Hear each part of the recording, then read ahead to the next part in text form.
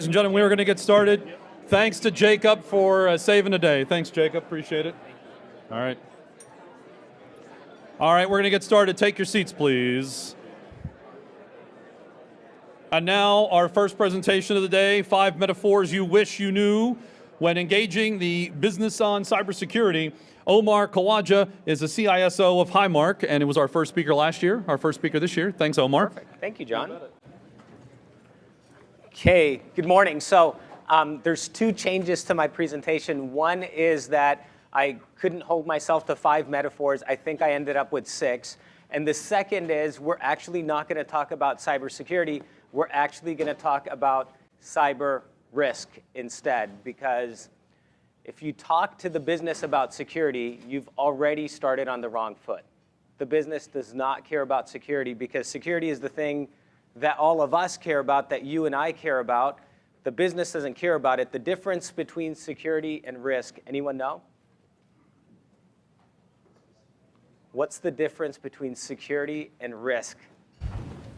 Risk would be something that you can't really define or anticipate. You just have to be aware of where security is sort of already invented.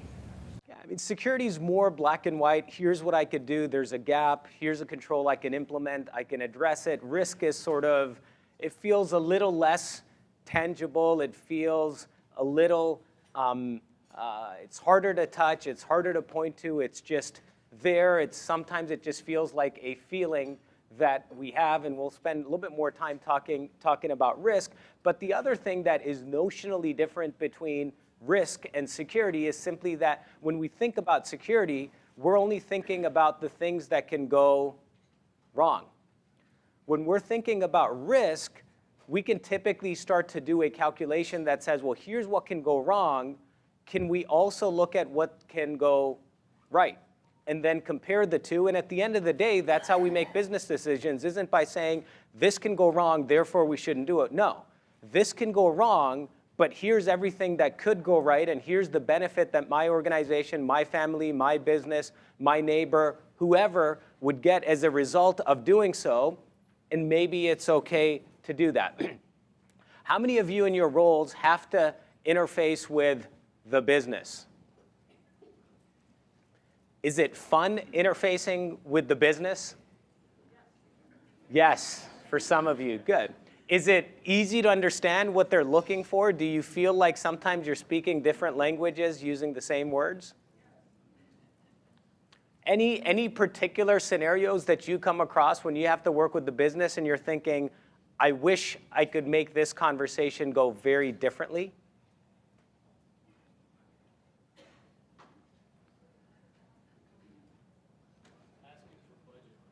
Asking for budget. That is a good one. I hear that one all the time because we all want more money. Any other situations? How much is this going to cost? Is that when the business asks that question? Okay, good.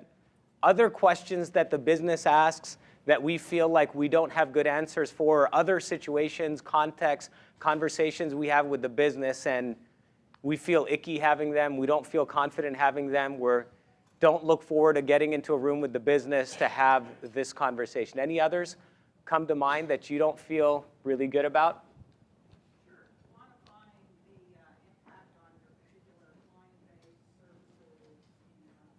Okay, so quantifying the impact on the business. So 1 is asking the business for money, and 2 is quantifying the impact of what we do. Okay. Any others before we jump in? Last chance.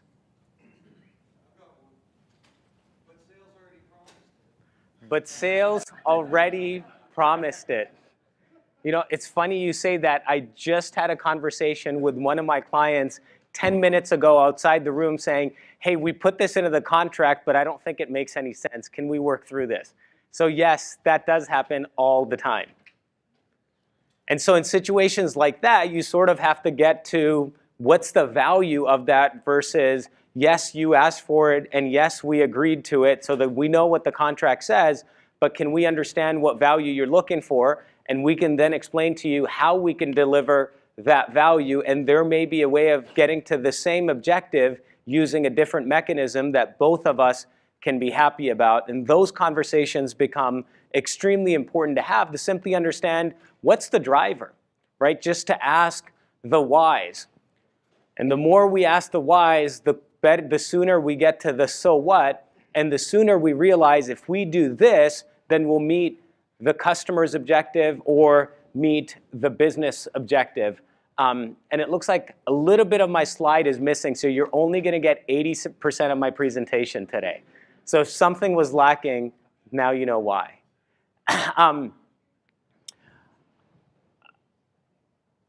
We started talking about risks. What risks should we take? And when is it okay to take risks? How can we do things that are risky? Right? If you imagine, if you were driving a motorcycle and someone says, you're going to have to go 60 miles per hour, you'd say, would you say yes to that? Yeah? Maybe. Depends on what? On the motorcycle, where you're going. What else does it depend on? On the weather. What else does it depend on?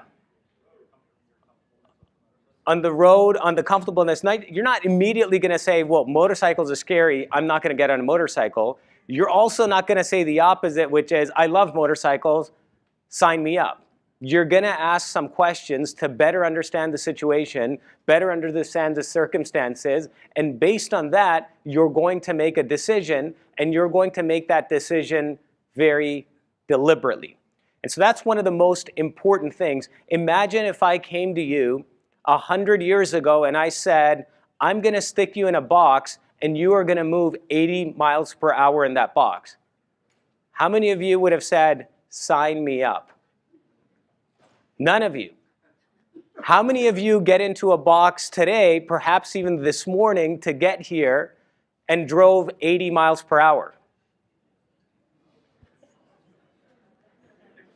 What's the difference between the box you would have envisioned 100 years ago versus the box that you actually experienced this morning? A little bit? A lot? 30 years ago, were people driving as fast as they are now?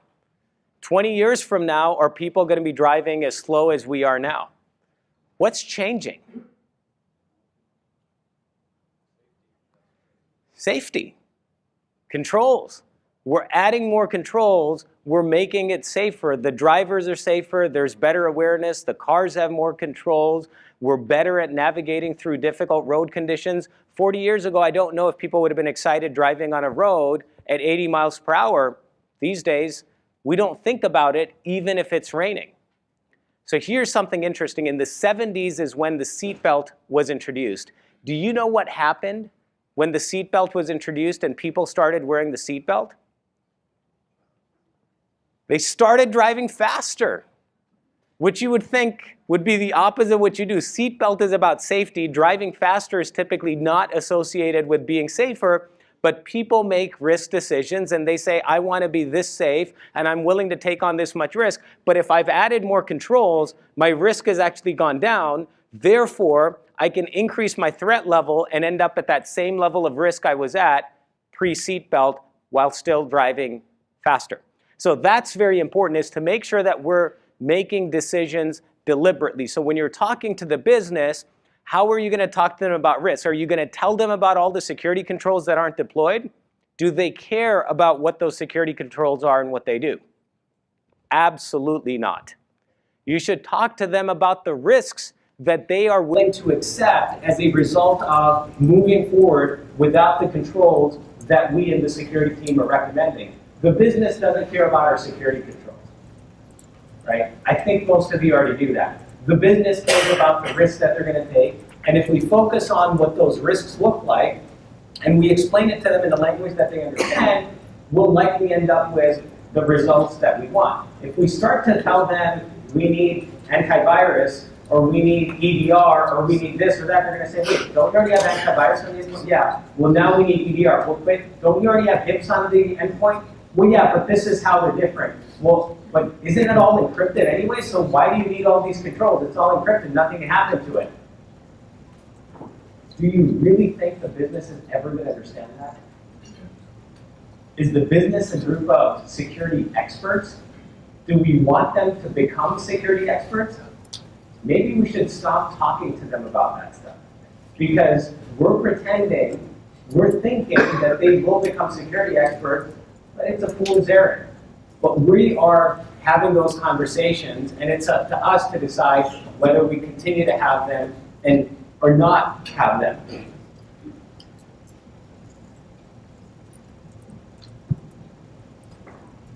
What percentage of snakes do you think are poisonous?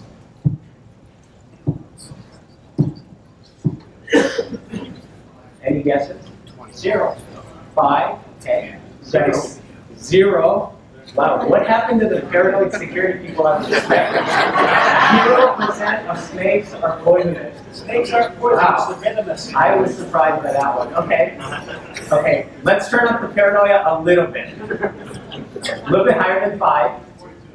A little bit less than 42. That's a good one. That's typically the right answer. 25%, that's right. So 25% of all snakes are poisonous. The average person, when they sees the snake, what's their reaction? It's poisonous. But why do you think that's actually a very reasonable and appropriate reaction? Exactly, you don't know. So if 75% of snakes are fine, you would think in 75% of situations, we would happen upon a snake and say, no big deal, I mean, let's just keep walking. Yet, we all choose to freak out and we all get scared. So I've been doing a little experiment. I'm trying to see if I can convince my own family to get a pet snake. And right now the answers have been absolutely not. If this is your way of making sure I don't live in the house anymore, then it will work. I promise I will be nicer. Please don't get a snake. And I'm like, but honey, they're perfectly safe. They're docile. They're not venomous. It's a snake. I don't care what you say. Does it sliver around? Does it walk? I'm like, yes, it's a snake. We're not getting it. Does that happen to us oftentimes when we're talking to the business, when we look at something and say, this is bad, this is scary, this is horrible, we will be the next target if this happens, we will be the next Equifax if this happens, and we just look at something and we pretty much generalize. Just like all snakes may be scary to the average person, but to the botanist, to the zoologist, or to someone that actually understands snakes, they would be able to look at them and say, hey, this one you should actually be scared of, this one you shouldn't be, and then you can move forward without freaking out 75% of the time. That's part of our role. When scary stuff happens, yes, on the one hand, we go out and we scare the business, but you know what's really, really beautiful? Is once you're done scaring the business, you go to them and say, I'm here to help. And at that point, they are freaking out, and we have the opportunity to say, you're going to be going out there, there's going to be a bunch of snakes, and they can bite you, and they can do this, and they can do that, and they're like, okay, we're sufficiently scared, we feel like we should shut off all the servers. Well, no, let's not do that. We think we can keep them on, we think we can even go to the cloud, we think we can even go mobile, we think we can even deploy IoT, but not any cloud, not any IoT. 75% of IoT and 75% of cloud is perfectly fine. You just don't know which one. We're going to help you figure out which ones are fine and which ones aren't. And for the ones that aren't fine, we're going to help you apply the right controls, the right safeguards in place. So yes, you may be even able to handle a boa constrictor and not die doing it. That's part of the role that we have to play in security. What is that?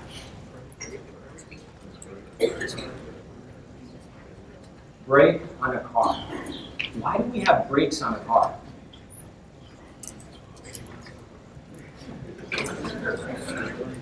Why do we have brakes on a car? What is the function, what is the literal function of a brake? It's to stop, it's to slow you down. Now imagine if I gave you the keys of a Lamborghini and I said, you are going to get to drive this car for the next 30 minutes. We would all be excited. Now if I told you There's only one problem with this particular Lamborghini. It has no. Would you be excited about driving that Lamborghini? Would you? Okay. Yes. Even if it kills you. How fast would you want to go in that car? Anywhere. Let's say it's not uphill that you will be going. How fast would you be willing to go in that car? Would you be willing to go fast in that car? So if you think about it, on the one hand, the quite literal reason that a brake exists is to slow the car down. But in fact, the exact opposite is also true. If it weren't for the brakes, we would not want to go fast. So on the one hand, when we look at security, we're often told, you guys are slowing us down. And you know what we should say? Yes, you are right. We are slowing you down, just like the brakes on a car. But guess what? If it weren't for us, you would never want to go fast either.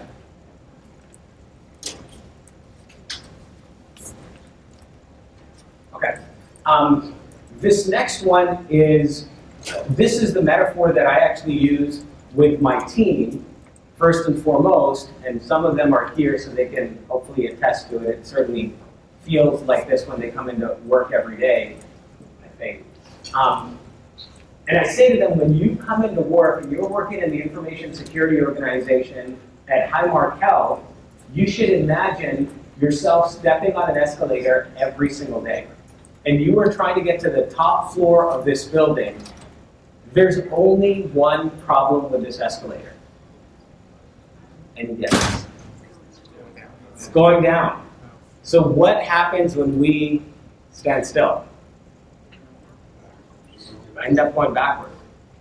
So staying static is not an option. The security program needs to be evolving all the time, continuously. Add more controls, refine the controls, add more scope, make it deeper, collect more logs, review more logs, do more vulnerability scans, do them more frequently, make sure you're getting all the IPs, look at third parties. Any part of the security program you think about, we need to ensure that if we look back at the previous month, at the previous quarter, at the previous year, we can say with confidence, it's better than it was before.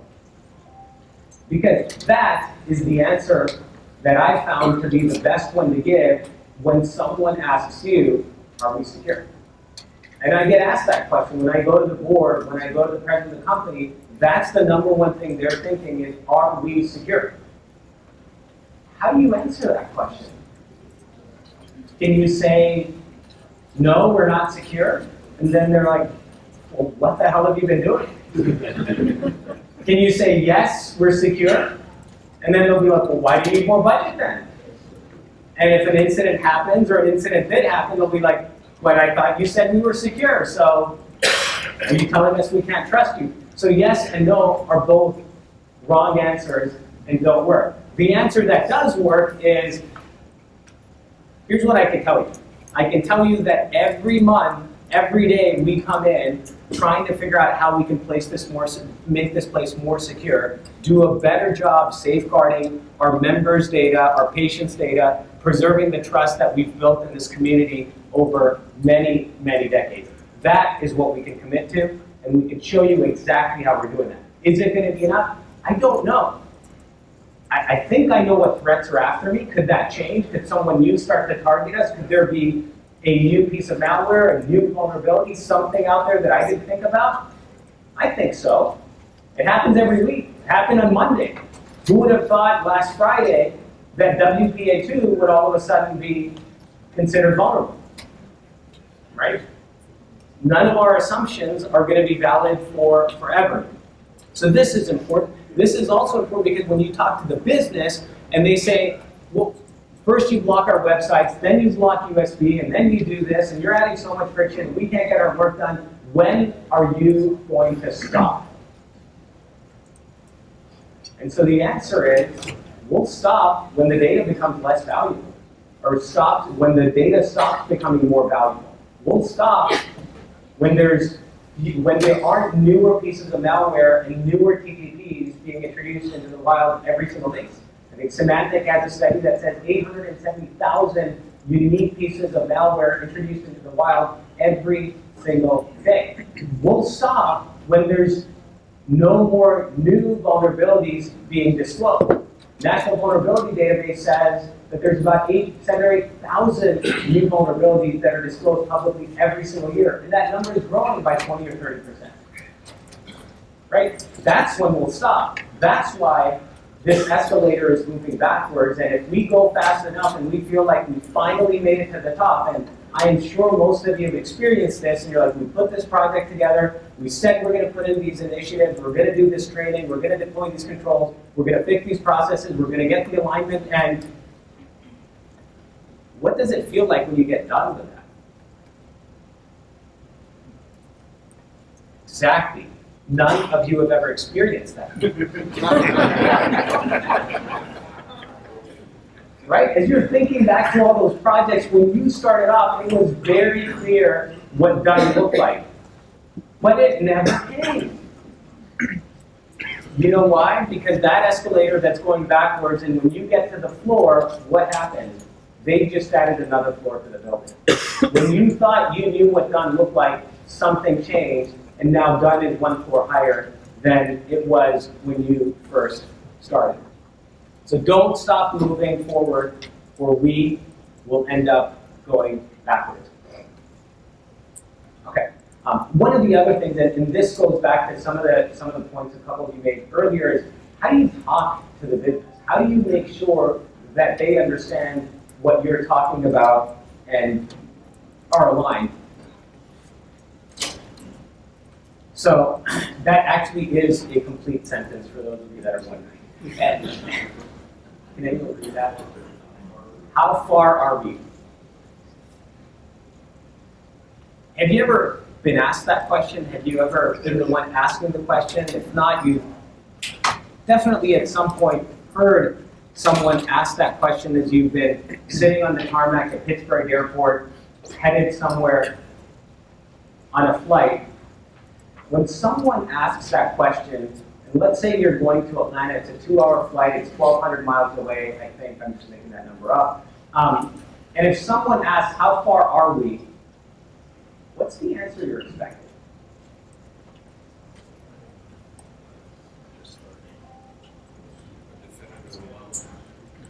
A discrete value, okay. Well, you're still on the tarmac. You haven't left Pittsburgh yet. You're about to take off. And they say, how far are we? Well, that's not helpful. How far are we from Atlanta? 3 hours, 2 hours? But what was the question? Does everyone agree that is what we would expect in return? Is tell me how many hours we're away? But what was the question? What unit of measure did we literally ask you for? Distance. But what's the answer we're expecting? Time. Does it make any sense? Do we go to the questionnaire and when you respond and you say, hey, 1,200 miles? Imagine if someone says 1,200 miles. What's the passenger going to be thinking that asked that question? Well, that's utterly useless to me. And then the person responding is could be thinking, if they're super type A, even though I don't think even type A people would ever do this, but would be saying, but you asked me how far we are, and I told you how far we are, it's 1,200 miles. Well, no, that's not what I meant. But that's what you asked me. Have you ever had that conversation with a business? Have you ever had that conversation with your boss? We're like, but this is what you asked me, and this is what I gave you. Yeah, but that's not what I meant. Well, how am I supposed to figure out what you meant? Can't you just ask me what you really want? And this is the best example I can think of for how we have those conversations all the time. We all speak, quote unquote, the same language, but what we mean and what the words come out, there is a significant disparity between the two. And here's why that disparity exists. That disparity exists because we don't understand the context within which the request, from which that request is being placed. When we're sitting in the passenger cabin in the plane and someone says, how far are we? We understand because we're in that same context. And we know that the number of miles is absolutely useless. It doesn't help me with the objectives I have of the flight. But the number of hours, the number of minutes, that's absolutely valuable. Now let's take that conversation to the cockpit. Now let's say you hear the co-pilot and the pilot, they're talking to each other, and one of them says, "Hey Rob, how far are we?" What do you think is an appropriate answer? Distance. And it may be even down to the 10th of a mile. You may say we're 1,206 miles, got 0.4 away from Atlanta. Does that feel appropriate? So, same plane, same source, same destination, same question, two very, very different right answers. Context matters. So when you're thinking about metrics, when you're thinking about how to have the conversation, make sure you understand why they're asking.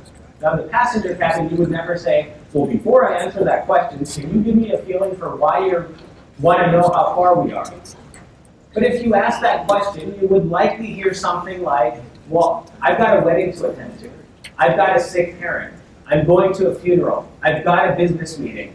I'm going to vacation. I've got tickets to Disney. Something like that, and then it would up, and they're like, okay, well, but why does it matter how far we are? Well, I want to make sure we get there on time. I want to know how much extra time I'm going to have to relax into my hotel room before I go to my event. I want to know. Now you understand the why, and now with understanding that why, you would obviously say you care about time. I'm not going to tell you about distance.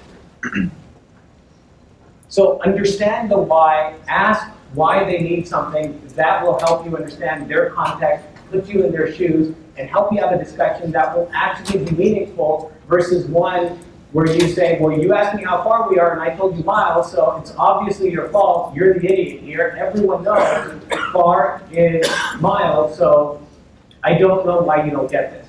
We have those conversations all the time. Here's another thing that I see happens often, right? And by no means do I want you to think that I'm sitting here and I'm standing here and I haven't made all these mistakes. I make these mistakes. I probably make all of these mistakes every single day, and I catch myself doing it, and I say, well, what do I need to do differently? Because that was not a fun experience. I want to make this experience better, smoother, reduce the friction, and these are some of the things that I've found have worked for me, and I need to continue to do a better job of actually employing them. Here's the other thing that happens. You know, I was once on a flight, and the pilot came on and said, "Hey, I think I was traveling to Phoenix." They said the pilot came on and said, "Hey, our travel time to Phoenix is 3 hours and 35 minutes. There's going to be a little bit of turbulence. The temperature in Phoenix when we land on the ground is going to be 92 degrees, and we're going to be flying at a maximum altitude of 27,000 feet. The time it takes to get there, the temperature when we're there, those things make perfect sense. Those things matter to me in the passenger cabin. Why did they tell us about the altitude? Do we care about the altitude? Well, I could see how somebody would care. Maybe they're looking forward to flying over a particular part of the country, a particular landmark, and they want to see if they can see it, and if they're too high, they can. If they're low enough, they can. You know, I'll give the pilot that one. There could be some reason that someone in the passenger cabin would actually care. But on this flight, the pilot proceeded to say, and our maximum air pressure will be, I can't remember what it was, but like 42 psi or something. And you know what my first thought was? Are you looking for validation? Like, do you want me to tell you if that's okay or take a different route? Like, why are you telling me this? And honestly, the fact that he mentioned it made me even more nervous flying on that plane. So more information isn't better. More information can be dangerous. Now, imagine if I went into the cockpit and I decided to look at all the gauges and I said, hey, it's at 42 psi. Feels like it's getting close to the red. Is that good enough? Well, yeah, it's okay, but why is it next to the red? Well, here's why. Well, what about this gauge? That light's blinking. That doesn't feel right to me. Well, but this is why. a passenger did that in the cockpit while the pilot is flying the plane, do you think we're safer as a result of that?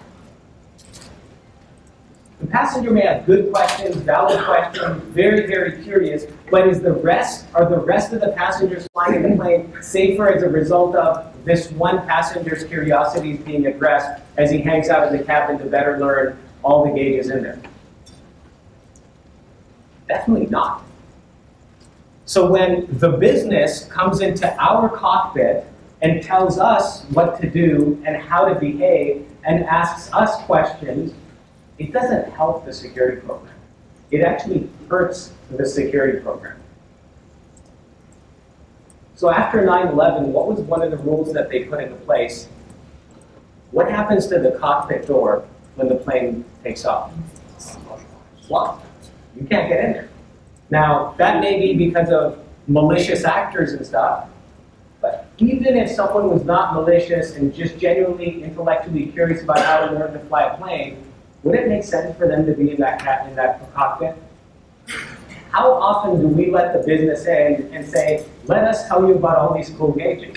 Because we're excited, right? We're really excited about this program that we're running, whether you're running vulnerability management or threat management, or you're running the SOC, or you're running identity access management. All of you are genuinely passionate about the work that you do. And if someone wants to come into your cockpit and ask you a bunch of questions about it, you're thinking, this is awesome.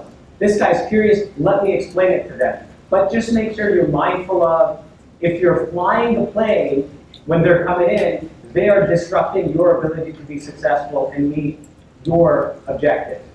If you're on the ground and there's nothing else happening, yeah, bring them in. But just remember, they're going to start asking you questions and start telling you what to do because you allow them into the cockpit.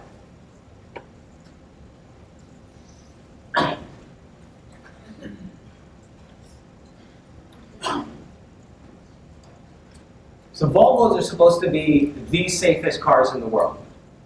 Now imagine if I was a very conservative driver, which I hope to be one day, and I bought a Volvo and I decided I'm gonna drive at the speed limit, which I haven't done yet, and I am never gonna drive when there is any snow on the ground, there's any precipitation, if there's rain, even if it's a cloudy day, I am not gonna drive because I wanna be perfectly safe.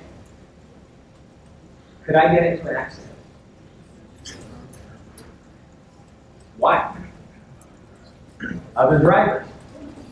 There's only so much I can control. Now, would that be a reason for me to say, I'm not going to get the Volvo in the safest cars because I'm going to get into an accident anyway, so what's the point? I'm still going to do the best that I can, but I have to accept the fact that there still could be something bad that can happen, not because of what I'm doing and the cautions that I'm taking and the safeguards that I'm investing in, but in spite of everything I do, I can still get into an accident. So we often hear the adage in the world of security, a security incident, a breach, is a matter of when, not a matter of if. And we just have to be really, really careful of that. Yes, that's true. Yes, things can happen. But we don't want to take that attitude and basically parlay that into, well, what's the big deal? I'm not going to do anything about it because it might as well happen anyway. So I'm just going to be lackadaisical as a result, which can be very, very dangerous.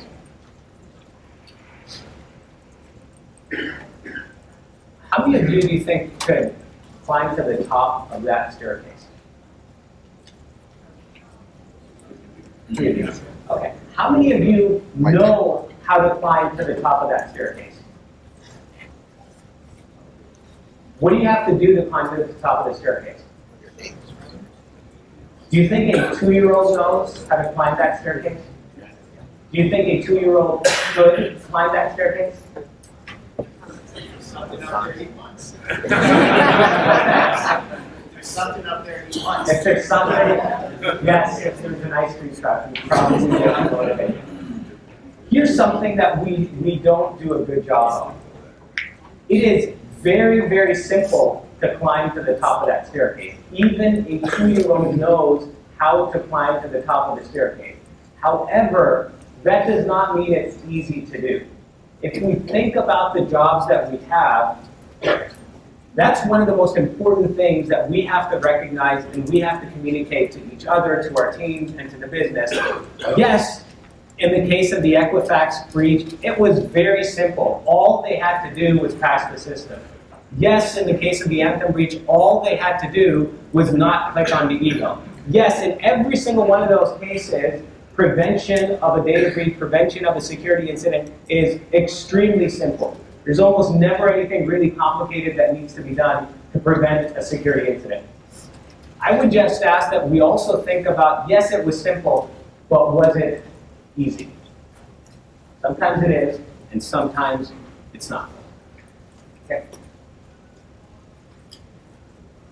And I think I'm done. If we have a few minutes, can I answer the question? Okay. So the one thing I think I did answer, which was the question a few of you had, which was around how do you get budget for security? I'll tell you how I've been successful getting budget for security.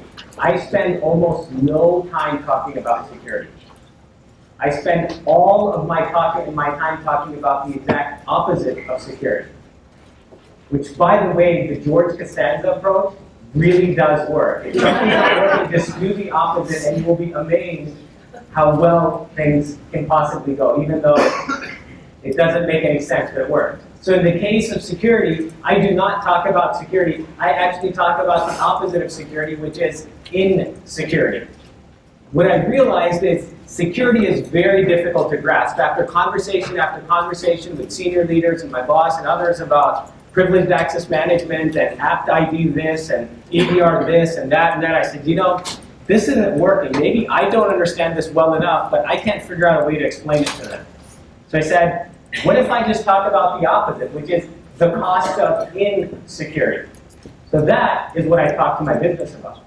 How many of you know the cost of cyber risks, which is the cost of insecurity, according to the World Economic Forum in the year 2016?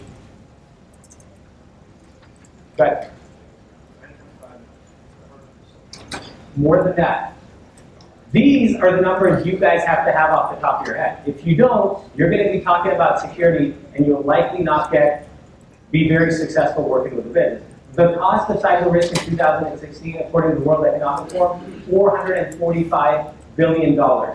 In 3 years, according to Juniper Research and Forbes magazine, that number will more than quadruple to be $2.2 trillion, which is equivalent to the cost of healthcare in this entire country.